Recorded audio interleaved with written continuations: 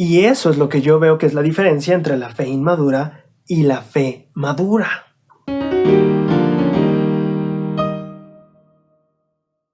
La fe es un principio básico de nuestra vida como santos de los últimos días. Sin embargo, nuestra fe podría ser desarrollada y madura, o podría ser no tan desarrollada y algo inmadura. Hoy quiero hablar sobre la fe madura y cómo tú y yo podemos trabajar para tener una fe así. Así que bienvenido a un episodio más de Tesoros en las Escrituras. Antes de comenzar el video, hay dos cosas importantes que quiero compartir contigo. La primera es que estamos planeando un concierto de música sud en vivo de himnos y canciones de inspiración. Y la segunda es que estamos por compartir contigo una colección maravillosa de discursos que son de mi selección favorita, y tenemos adelantos de estas dos noticias y anuncios importantes, pero al final del video te compartiré un poquito más al respecto, así que nos vemos allá. En el capítulo 32 de Alma tenemos la predicación de Alma a los soramitas. En este caso, Alma entregó uno de los discursos más significativos sobre la fe y la palabra de Dios. En el discurso, aparte de comparar la palabra de Dios con una semilla que podíamos plantar en nuestro corazón, también nos enseñó sobre la fe y lo que realmente es. En el versículo 21, Alma dijo: «Y ahora bien, como decía concerniente a la fe no es tener un conocimiento perfecto de las cosas, de modo que si tenéis fe, tenéis esperanza en cosas que no se ven y que son verdaderas». Aquí hay algo interesante porque Alma menciona la fe como una esperanza de cosas que, si bien no se pueden ver, sí son verdaderas. Y entonces yo quiero plantearte la idea: ¿qué es realmente fe y qué no es fe? Por ejemplo, tuve una amiga, pongámosle Rebeca, que regresó de la misión hace 3 años. Rebeca estaba muy emocionada por sellarse en el templo y me dijo: «Braulio, en 6 meses me sello, antes de que termine el año». Yo dije: «Wow, cuánta determinación y fe». Los meses pasaron y a la fecha, 3 años después, Rebeca no se ha casado.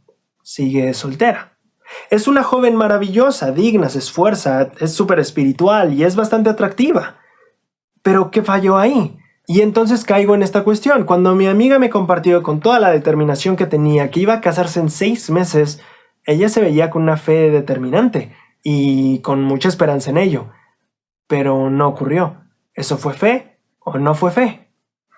Parte de las respuestas a esta pregunta podríamos encontrarlas en el otro video que hicimos sobre la fe. 2 cosas que la fe no pueden lograr, que de hecho, si no lo has visto, te recomiendo que lo veas porque este es como una segunda parte de ese video.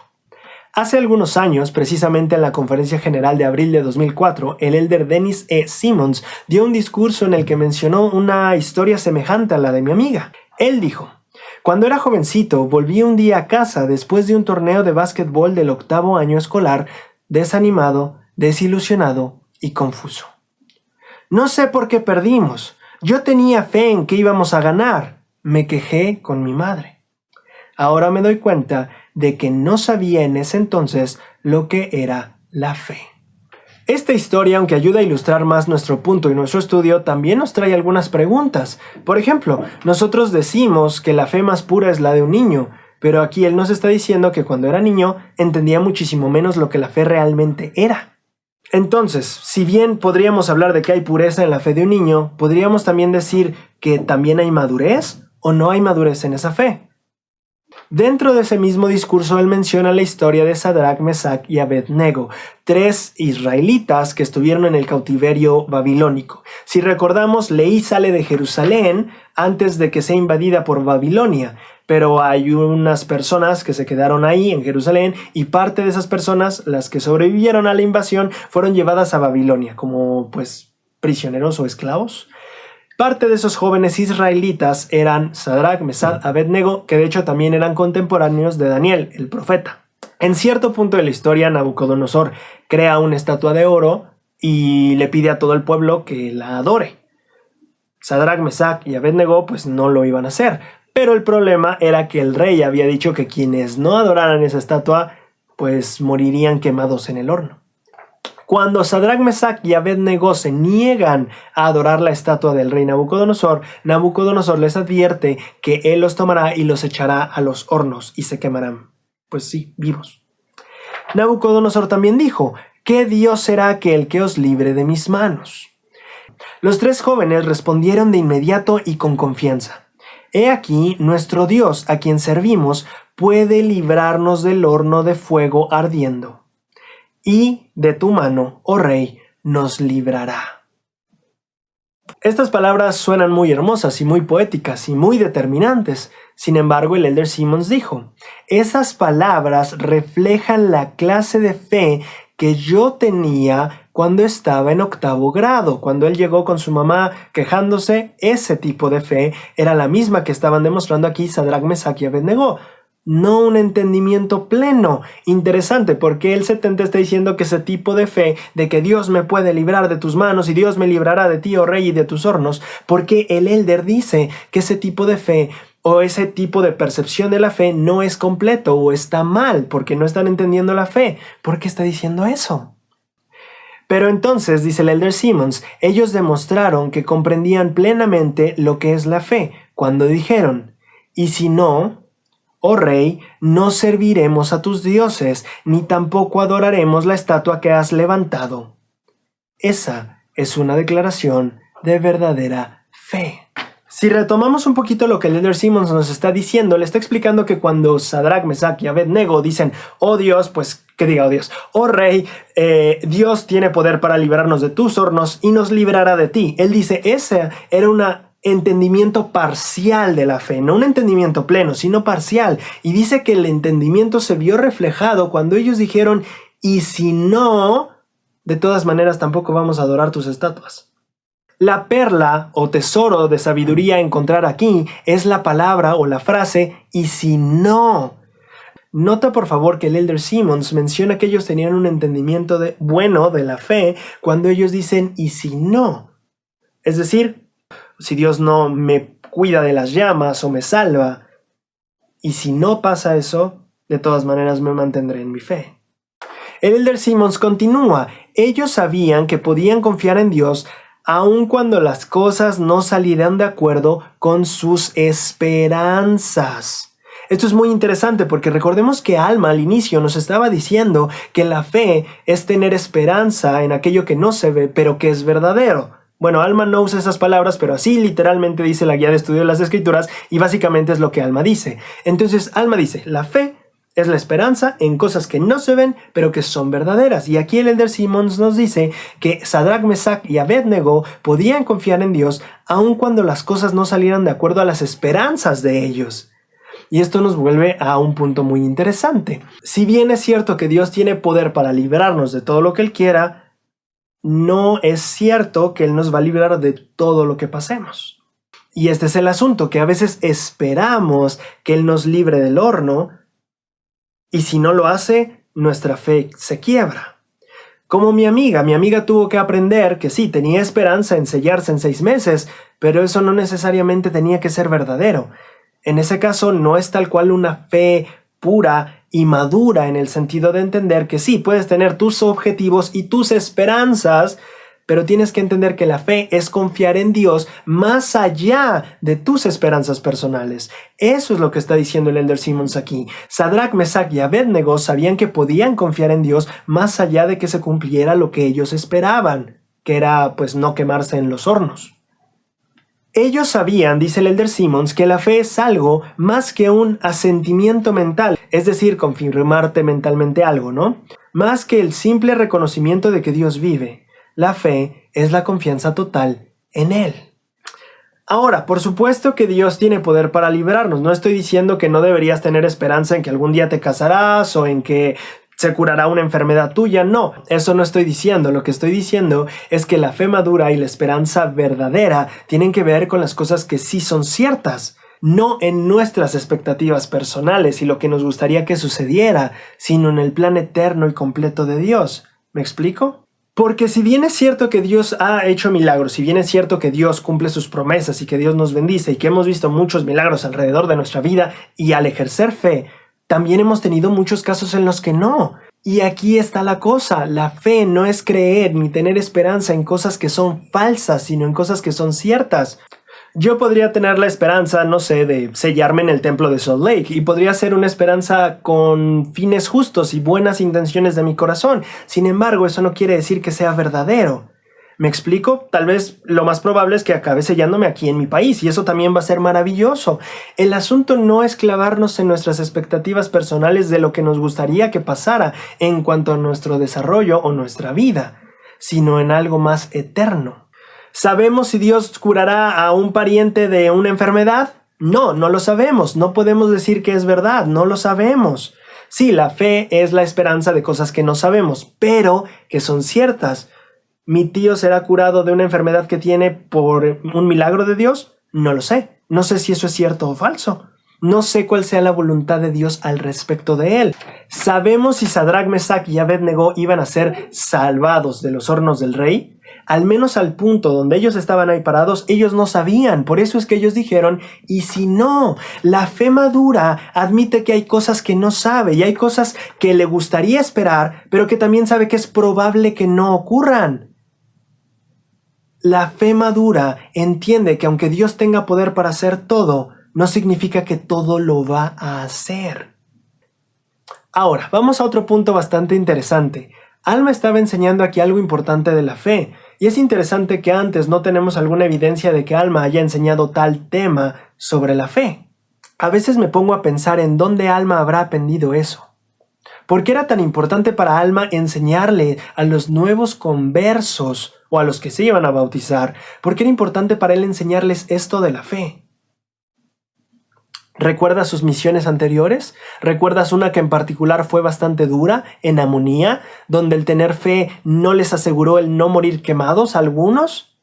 Alma había aprendido, tal vez, probablemente fue de Amulek quien lo aprendió. Alma había visto cómo Amulek había afrontado las dificultades, veíamos en el otro video sobre el sacrificio.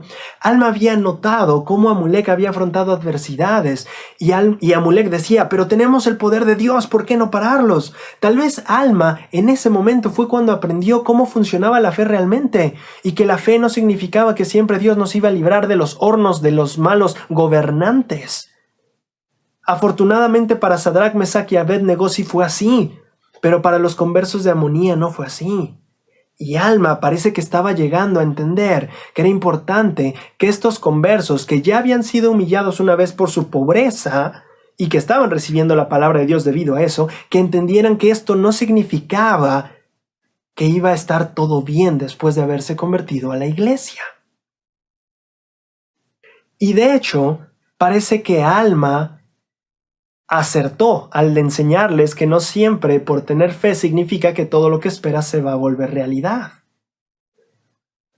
Cuando Alma sale de Antionum, Alma va un poco cabizbajo. Y esta es una parte fascinante de este estudio. ¿Tú recuerdas por qué Alma fue a Antionum? No sé si te diste cuenta, porque en el capítulo 31 explica el por qué Alma va a Antionum en primer lugar. Muchos nos fijamos en que Alma dice que quiero poner a prueba la virtud de la palabra de Dios, y es muy bonito ese pasaje, pero a veces olvidamos por qué Alma fue en primer lugar. Alma va a Antionum porque las personas que vivían cerca de Antionum se dan cuenta que los soramitas están haciendo prácticas raras y que temen que se junten con los lamanitas. Un poquito de contexto geográfico. Está Zarahemla. Aquí hay un mar. Aquí está Gersón y aquí está Antionum. Y aquí está el desierto donde habitan los lamanitas. Entonces la gente se acerca a Alma y dice, oye Alma, es que Antionum, donde están los soramitas, está muy cerca de donde están los lamanitas y nosotros tememos que se junten y empiecen una invasión. Y entonces Alma dice, no te preocupes, ¿sabes qué? Vamos a poner a prueba la virtud de la palabra de Dios. Y entonces Alma va y les predica.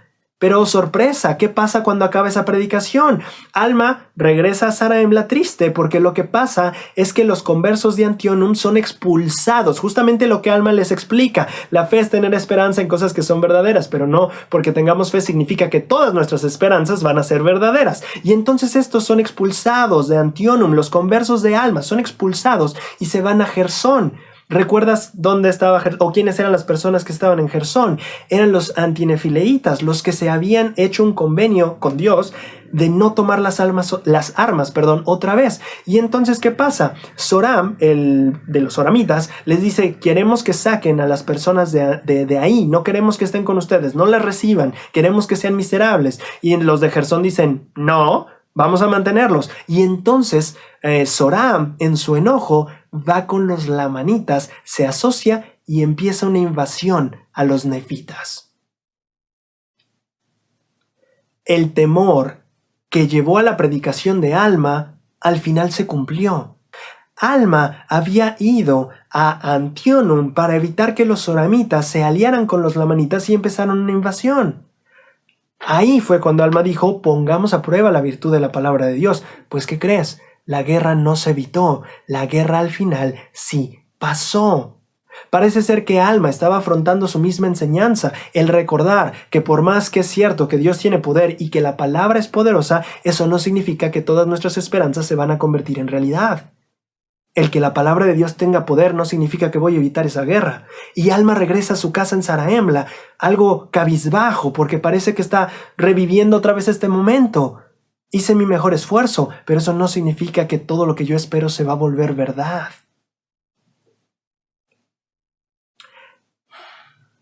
De hecho, si lo piensas de cierto modo, Alma causó la guerra.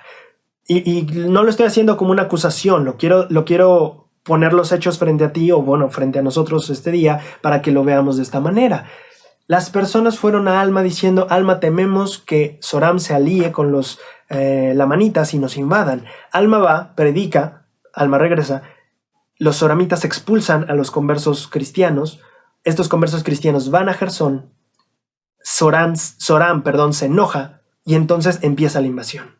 Zoram empezó la invasión debido a que los conversos estaban siendo atendidos por otros. Básicamente Zoram empieza la invasión porque hubo conversos cristianos. Y hubo conversos cristianos porque Alma fue a predicar.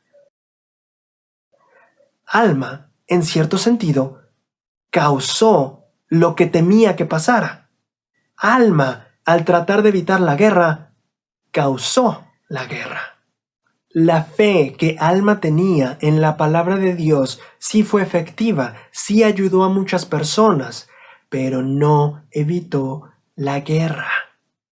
Alma regresa a su casa triste porque la guerra que trataba de evitar estaba a punto de comenzar.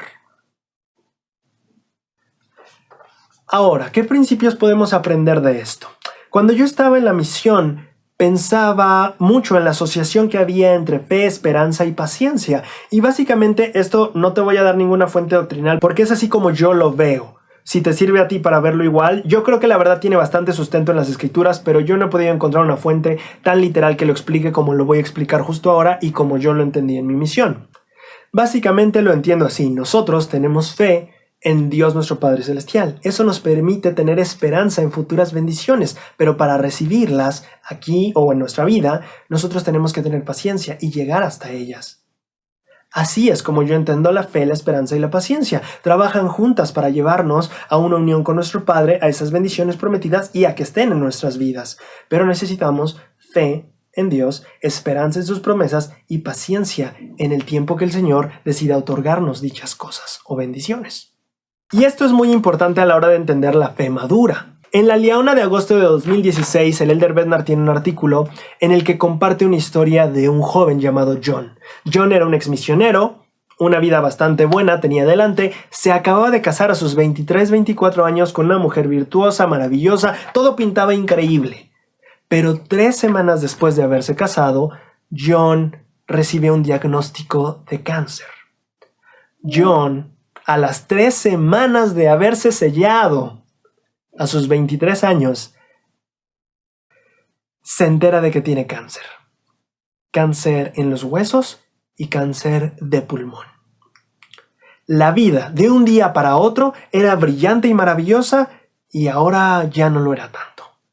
Algunas noches fueron algo alegres y otras bastante tristes. El Elder Bednar visita a esta pareja en el hospital. Después de platicar un tiempo con ellos, John le pide al Elder Bednar que le dé una bendición del sacerdocio. El Elder Bednar acepta darle esta bendición. Sin embargo, le pide hacerle algunas preguntas antes de la bendición. Una de estas preguntas que el Elder Bednar hizo a John fue la siguiente: John, ¿tienes la fe para no ser sanado? Si es la voluntad de nuestro Padre Celestial que en tu juventud seas trasladado por la muerte al mundo de los espíritus para continuar tu ministerio, ¿tienes la fe para someterte a su voluntad y no ser sanado? Esta experiencia del Elder Bednar nos ayuda a ver más sobre la fe madura. La fe madura no es una esperanza para cumplir caprichos personales. La fe madura es una fe en nuestro Padre Celestial que nos permite tener una esperanza en sus promesas y entonces paciencia para alcanzarlas. Esa es la fe madura. Y eso es lo que yo veo que es la diferencia entre la fe inmadura y la fe madura. Quisiera terminar citando dos escrituras que apoyan más a esta visión de una fe madura. Un ejemplo de fe madura en el libro de Mormón lo dio el rey Limi. Si ustedes recordarán, cuando Mon llega y encuentra al rey Limi, él ya estaba desanimado, ya habían tratado de librarse varias veces y no lograban librarse del cautiverio, y él ya se había dado por vencido. De hecho, él ya no daba las órdenes de ir a librarse de los lamanitas, ya su pueblo las tomaba solito. Y entonces cuando Amón llega y le explica que sí existe Zarahemla, o sea que todavía es una ciudad habitada, porque él creía que estaba en ruinas, porque recuerden que envió gente y encontraron huesos y regresan y creen que la ciudad está destruida. Hoy sí tengo a alguien que conteste. Y entonces lo que pasa es que en ese momento el rey Limi junta a su pueblo y les da un discurso. Recordarás que de ese discurso sacamos otra parte para un episodio completo que por aquí te estoy dejando, que también es muy bueno. Bueno, el último versículo del discurso del rey Limi refleja la fe madura que el rey Limi había aprendido en sus años de adversidad. En el versículo 33 del capítulo 7 de Mosía, el rey Limi termina su discurso diciendo lo siguiente: mas si os tornáis al Señor con íntegro propósito de corazón y ponéis vuestra confianza en Él y le servís con toda diligencia del alma, si hacéis esto, Él, de acuerdo a su propia voluntad y deseo, os librará del cautiverio. Sí, la fe no se trata de recibir las cosas cuando yo quiero, es en el tiempo de Él, cuando Él desee. Si te das cuenta, dice aquí de acuerdo con su propia voluntad y deseo, no con mi voluntad, no con mis deseos, con los de Él. Esta es la versión de y si no del rey Limi. Recordemos, Sadrach, Mesach y Abednego dicen Dios nos librará del horno, pero si no, de todas maneras seguiremos fieles. El rey Limi dice seguiremos fieles y en su tiempo Dios nos librará. No cuando yo quiera, no cuando haya cumplido yo un año de fidelidad, no cuando yo ya me haya arrepentido, no, cuando Dios quiere.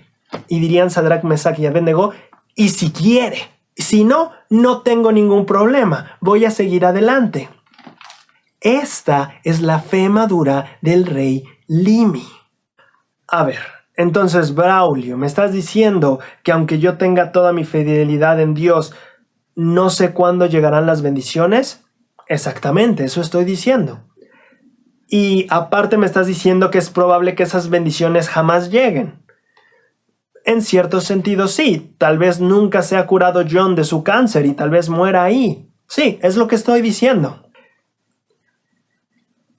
¿Y entonces en qué esperamos? ¿Y entonces qué esperanza tenemos de Dios y sus bendiciones? La respuesta a esa pregunta la encontramos en Moroni, casi al final del libro de Mormón, donde Moroni también está abordando sobre la fe, la esperanza y la caridad, en este momento en el que habla de la esperanza desde un enfoque un poquito diferente al que lo hemos tratado nosotros. En el versículo 41 del capítulo 7 de Moroni dice: ¿y qué es lo que habéis de esperar? Esa es una excelente pregunta, porque ahora nos estamos enterando de que es probable de que Dios no nos libre de los hornos de Nabucodonosor.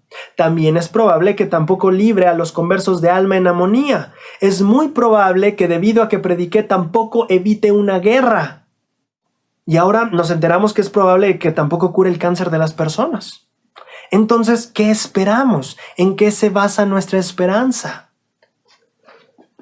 Moroni responde: he aquí, os digo que debéis tener esperanza por medio de la expiación de Cristo y el poder de su resurrección.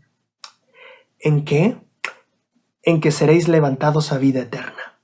Y esto por causa de vuestra fe en Él, de acuerdo con la promesa.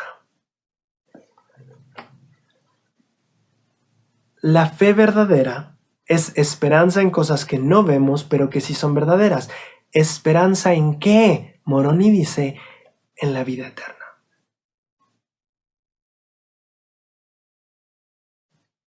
En que moraremos con Él algún día. Para eso estamos aquí. No vinimos aquí para que Dios curara nuestro cáncer o nos librara de los hornos del rey. Vinimos aquí porque nuestra esperanza desde la vida premortal era llegar algún día a su presencia siendo más como Él. Eso es lo que debemos esperar. La fe que tenemos en Dios nos puede llevar a la esperanza de estar algún día con Él. Y teniendo esa perspectiva de lo que es la fe y la esperanza, entonces podemos avanzar con paciencia. Haya hornos, haya guerras, haya enfermedades. Podemos avanzar con paciencia porque entendemos qué es la fe. Como dice el Elder Simmons, entendemos bien qué es la fe. Y tenemos una esperanza, ¿en dónde? En lo que Moroni nos dijo que deberíamos tenerla. Y entendiendo bien qué es la fe y teniendo la esperanza bien colocada donde debe estar, entonces ahora sí podemos avanzar con paciencia y diligencia. Nuestra fe se centra en Jesucristo. Y de ahí deriva también nuestra esperanza, en que debido a Él y el poder de su expiación y su resurrección, algún día estaremos con nuestro Padre Celestial teniendo vida eterna. Nuestra fe y nuestra esperanza maduran a medida que aprendemos a centrarlas en Cristo.